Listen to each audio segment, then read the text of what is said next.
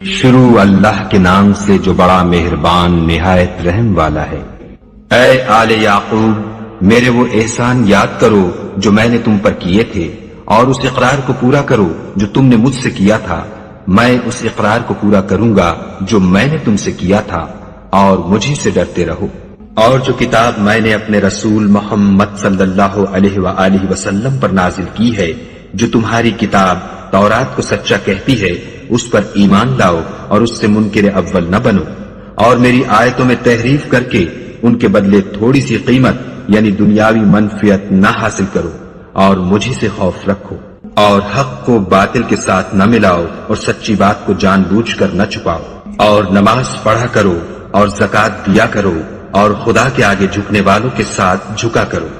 یہ کیا عقل کی بات ہے کہ تم لوگوں کو نیکی کرنے کو کہتے ہو اور اپنے تئیں فراموش کیے دیتے ہو، حالانکہ تم کتاب خدا بھی پڑھتے ہو؟ کیا تم سمجھتے نہیں؟ اور رنج و تکلیف میں صبر اور نماز سے مدد لیا کرو، اور بے شک نماز گراں ہے، مگر ان لوگوں پر گراں نہیں جو عجز کرنے والے ہیں، جو یقین کیے ہوئے ہیں کہ وہ اپنے پروردگار سے ملنے والے ہیں اور اس کی طرف لوٹ کر جانے والے ہیں۔ اے یعقوب کی اولاد، میرے وہ احسان یاد کرو جو میں نے تم پر کیے تھے، اور یہ کہ میں نے تم کو جہان کے لوگوں پر فضیلت بخشی تھی۔ اور اس دن سے ڈرو جب کوئی کسی کے کچھ بھی کام نہ آئے، اور نہ کسی کی سفارش منظور کی جائے، اور نہ کسی سے کسی طرح کا بدلہ قبول کیا جائے، اور نہ لوگ کسی اور طرح مدد حاصل کر سکیں۔ اور ہمارے ان احسانات کو یاد کرو جب ہم نے تم کو قوم فرعون سے مخلصی بخشی۔ وہ لوگ تم کو بڑا دکھ دیتے تھے، تمہارے بیٹوں کو تو قتل کر ڈالتے تھے اور بیٹیوں کو زندہ رہنے دیتے تھے، اور اس میں تمہارے پروردگار کی طرف سے بڑی سخت آزمائش تھی۔ اور جب ہم نے تمہارے لیے دریا کو پھاڑ دیا تو تم کو تو نجات دی، اور فرعون کی قوم کو غرق کر دیا، اور تم دیکھ ہی تو رہے تھے۔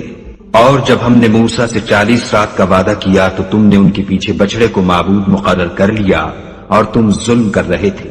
پھر اس کے بعد ہم نے تم کو معاف کر دیا تاکہ تم شکر کرو۔ اور جب ہم نے موسیٰ کو کتاب اور معجزے عنایت کیے تاکہ تم ہدایت حاصل کرو۔ اور جب موسیٰ نے اپنی قوم کے لوگوں سے کہا کہ بھائیو، تم نے بچڑے کو معبود ٹھہرانے میں بڑا ظلم کیا ہے، تو اپنے پیدا کرنے والے کے آگے توبہ کرو اور اپنے تئیں ہلاک کر ڈالو، تمہارے خالق کے نزدیک تمہارے حق میں یہی بہتر ہے۔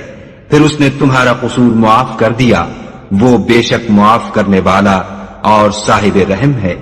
اور جب تم نے موسیٰ سے کہا کہ موسیٰ، جب تک ہم خدا کو سامنے نہ دیکھ لیں گے تم پر ایمان نہیں لائیں گے، تو تم کو بجلی نے آ گھیرا اور تم دیکھ رہے تھے۔